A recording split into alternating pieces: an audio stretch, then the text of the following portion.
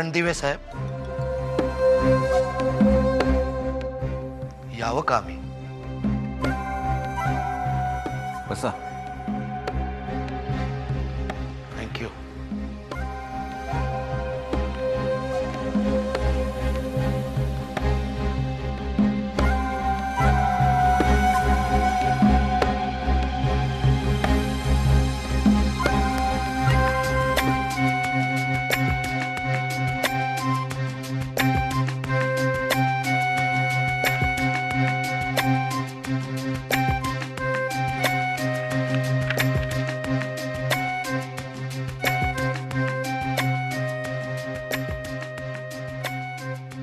नमस्कार रणदिवे साहेब. नमस्कार.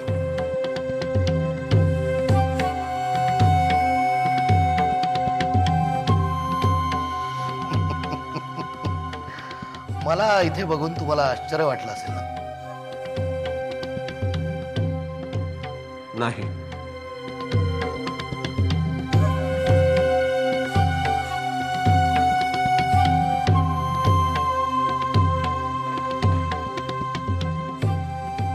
रणदिवे साहेब, मला असं कळलंय की कारखान्यातला संप चालू ठेवायचा की मिटवायचा हे तुमच्या हातात आहे. म्हणून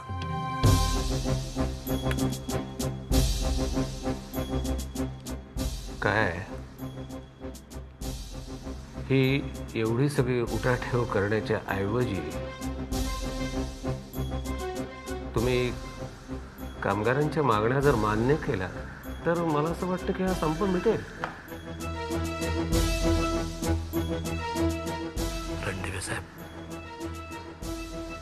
कामगारांच्या मागण्या फार वास्तव आहेत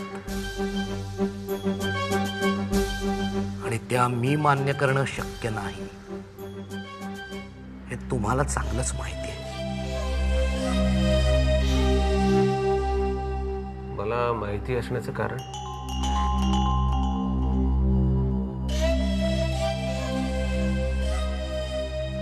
कुठली तरी एक ज्योती केमिकल्स नावाची कंपनी आहे. त्याचं कोणीतरी एक अरुण गडकरी नावाचा मालक आहे. हे मला कशासाठी माहिती असणार? स्वतःला एवढं महत्व देत जाऊ नका. तुमची फायनान्शियल पोझिशन, तुमचा फायनान्शियल स्टेटस, तुमचे प्रॉब्लेम्स हे सगळं ऐकण्यासाठी माझ्याकडे वेळ नाहीये. माझ्याकडे खूप महत्वाची कामं आहेत आणि ती मला आत्ताच्या आत्ता संपवायची. या तुम्ही.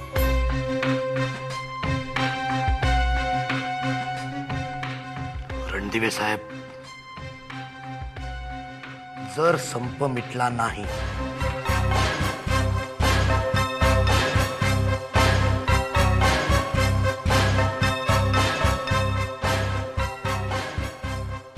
तर कामगार उपाशी मरतील.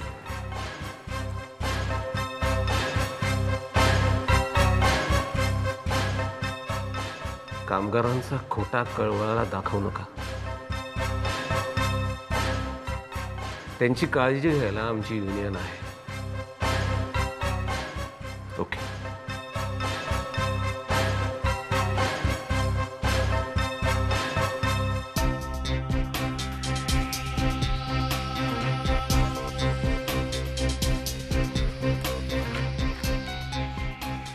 रणदिवे साहेब,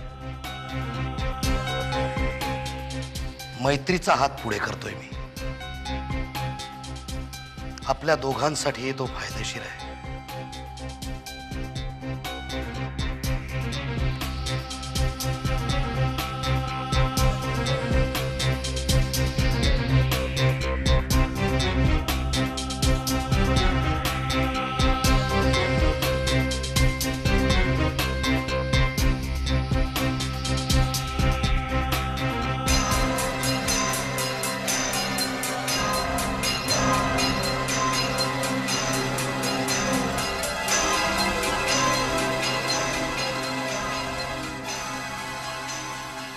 आता जा.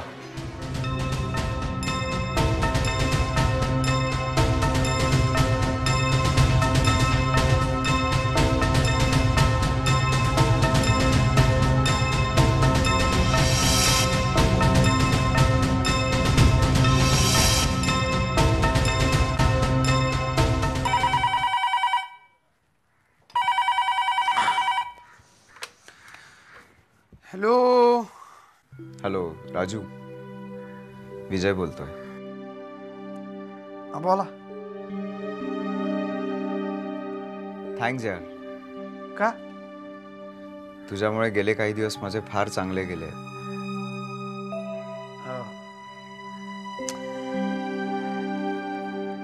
विजयराव तुम्ही काय बी काळजी करू नका. आईची आण आपल्याकडे जोपर्यंत पैसे आहेत ना, तुम्हाला काय बी कमी पडून देणार नाही. आईची आण, खरंच सांगतो तुम्हाला. माझ्या एक गोष्ट लक्षात आली आहे. काय? तूच माझा खरा फ्रेंड आहेस. हा हा, हो हो हो. बाकीचे सगळे नालायक आहेत. जेव्हा गरज होती तेव्हा जवळ केलं, गरज संपली आणि दूर फेकलं. हे बघा विजयराव, तुम्हाला एक सांगतो. अनुभव घ्यायचा प्रत्येक माणसाचा आणि मग ठरवायचं चांगला माणूस कोण आणि आपला माणूस कोण, ते समजलं काय? खरं सांगू, सध्या तूच माझा खरा चांगला मित्र आहेस.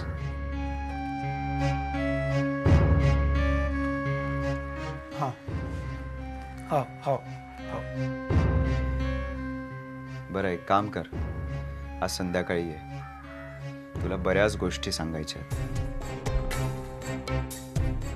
एकेकाची अशी अंडी पिल्ली माझ्याजवळ आहेत ना, तू ऐकशील तर तुझे डोळे पांढरे होऊन जातील.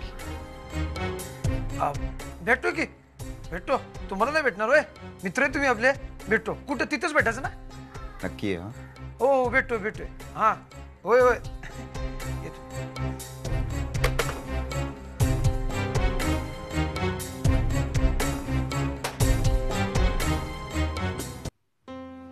ताई आत्या,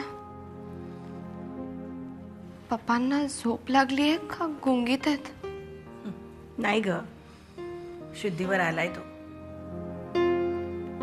आज ती डोळे उघडून माझ्याकडे बघितलं, डोळ्यात ओळख दिसली त्याच्या. खूप बरं वाटलं ग मला. जीव भांड्यात पडला. पण आत्या, पप्पांनी खूप वेळ डोळे नाही उघडले की मला खूप भीती वाटते. ए वेडे, उगाच भलते विचार नाही आणायचे डोक्यात. आत्या, पप्पा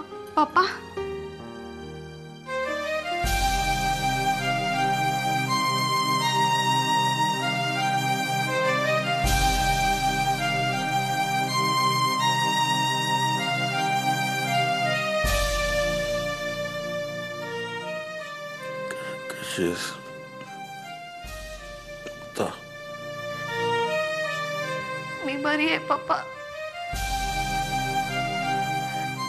पण आधी तुम्ही लवकर बरे व्हा.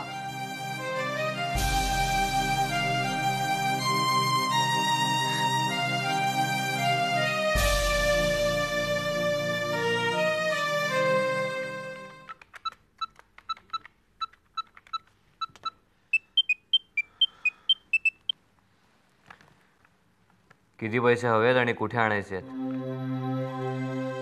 बोल लवकर. अरे काय, मी प्रत्येक वेळी तुला पैसे मागण्यासाठी फोन करतो का? मग कशासाठी करतोस? सागर यार, एक मित्र दुसऱ्या मित्राची चौकशी नाही करू शकत का?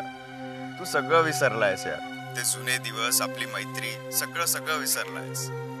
बरोबर आहे, तेव्हा गरज होती ना तुला. आता गरज नाहीये. मित्र गेला तेल लावत. दारू प्यायलास? हो प्यायलोय ना, पण तुझ्या पैशाची नाही. अरे वा, नवीन मित्र मिळाला का तुला? हो, राजूने दिले आहेत पैसे. हरी काकांचा मुलगा.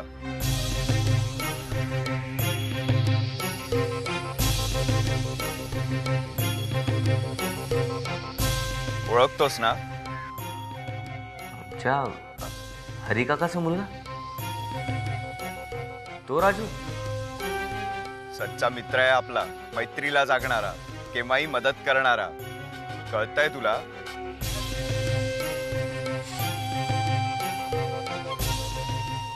तू कुठे आहेस आता? कुठे असणार आहे? बाहेर आहे, पण आता घरी जातोय. हे बघ सागर,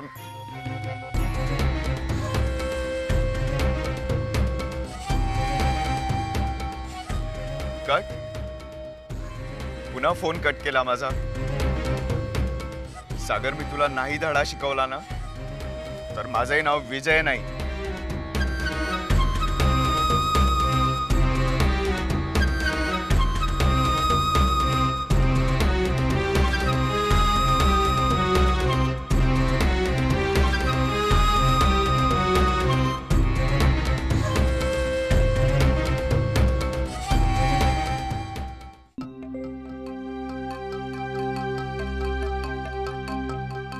अरुण, काही खायला आणू?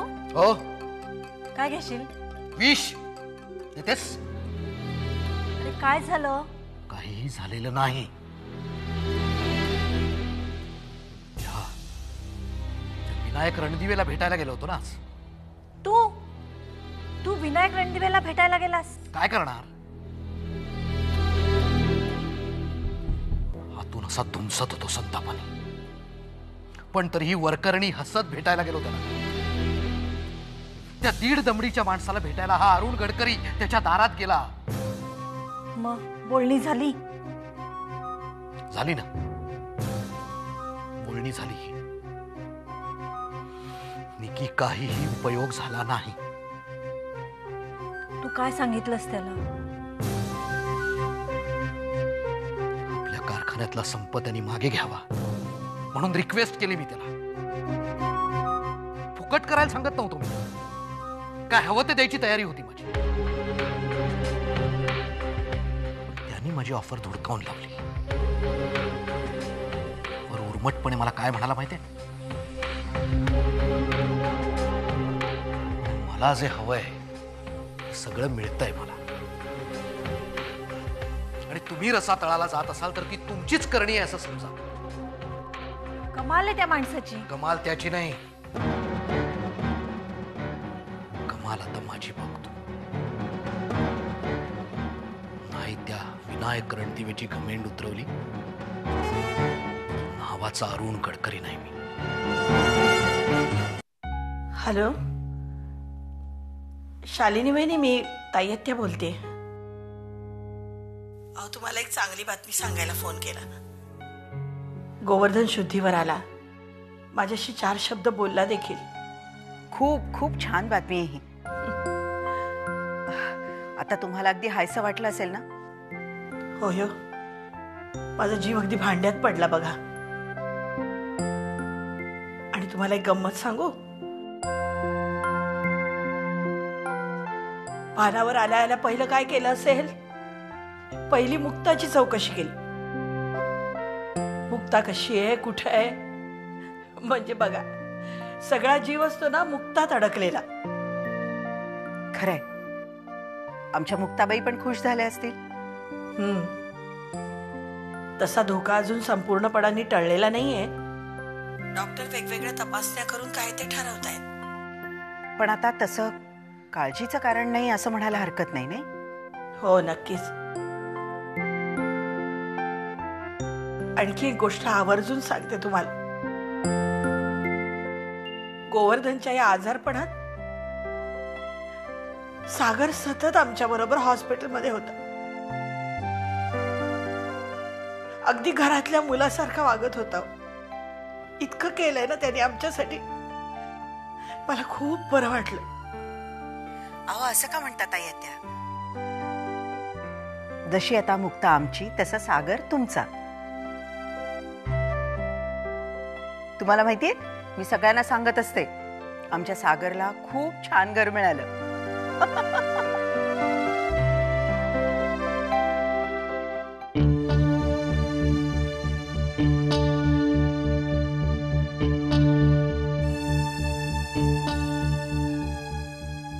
सर, काय झालं? हे असं अचानक बोलवून घेतलं, काही प्रॉब्लेम आहे का सर? तुमचा मूडही ठीक नाहीये.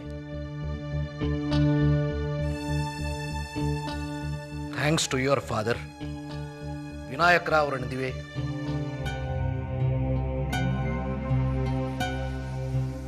आशिष, तुला कसं सांगू मला कळत नाही. आज तुझ्या वडिलांनी माझा जो अपमान केलाय ना आशिष. काय sir? I am sorry sir. तू सॉरी म्हणून काय उपयोग आहे रे? ज्यांनी अपमान केला त्यांनी सॉरी म्हटलं पाहिजे मला. बाबा आणि कोणाला सॉरी म्हणणार? नाही सर, ह्या जन्मात तरी शक्य नाहीये, कारण त्यांचं कधीच काही चुकत नाही ना. चूक ही नेहमी समोरच्याची असते आणि ऍक्च्युली चुकत खूप काही असतं, पण त्यांना ते तसं वाटत नाही. उतरेल, हा नक्षा उतरेल त्यांचा. मी खूप सामोपचाराने घेण्याचा प्रयत्न केला, खूप समजून घेतलं, पण नाही. तुझे वडील काही ऐकून घ्यायलाच तयार नाहीयेत आशिष. सर, मी माझ्या बाबांना खूप चांगला ओळखतो.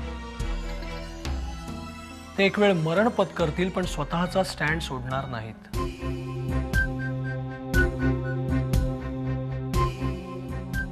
आशिष, आपल्या कारखान्यातल्या संपामागे त्यांचाच हात आहे, सिद्ध झालंय आता. सर, तरीही म्हटलं ठीक आहे, आपल्या आशिषचे वडील आहेत, समजून घेऊया, सगळं विसरूया अजून. म्हणून मी त्यांना भेटायला गेलो, त्यांना समजावलं, ऑफर दिली, पण त्यांनी माझी ऑफर धुडकावून लावली आणि 4 लोकांमध्ये माझा अपमान केला. नाही आशिष, अरुण गडकरी हे कधीच सहन करणार नाही. सर, तुम्ही आय एम सॉरी, पण आता मला माझ्याच मार्गाने जावं लागणार.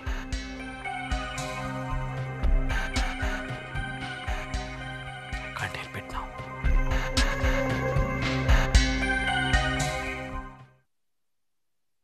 मा मा मुक्ता, काय झालं? मा, पप्पा शुद्धीवर आले. अरे वा वा वा, फार बरं झालं. चांगली बातमी आणली तो. ताई आता मी हॉस्पिटलमध्येच होतो. आज खूप दिवसांनी पप्पाने डोळे उघडले. मा, किंचितसे हसले आणि माझ्याशी थोडस बोलले. हो, काय बोलले? मा, ते मला विचारत होते की तू कशी आहेस. हो, तुमच्यात सगळा जीव अडकलाय हो त्यांचा. म्हणून तर शुद्धीवर आले आले आधी तुमची चौकशी केली, हो की नाही? मा, त्या क्षणाला ना मला असं वाटलं की मी खरंच खूप भाग्यवान आहे. माझ्याच नशिबाने पप्पांना मृत्यूच्या दारातनं खेचून आणलं. भाग्यवान तर तुम्ही आहातच. गोवर्धन सारखे वडील मिळालेत तुम्हाला.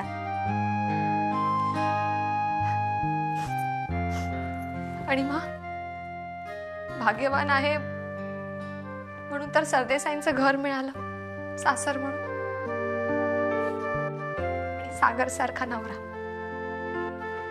किती छान बोललात हो. अगदी गोवर्धनची आठवण आली बघा.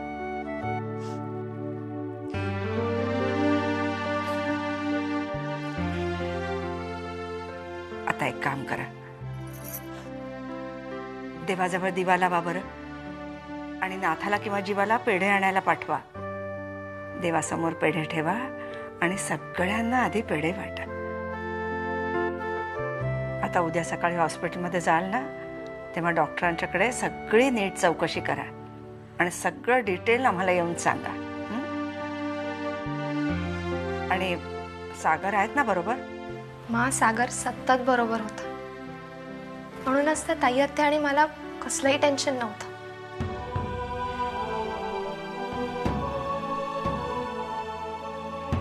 असे सांभाळून राहा एकमेकांना जन्मभर.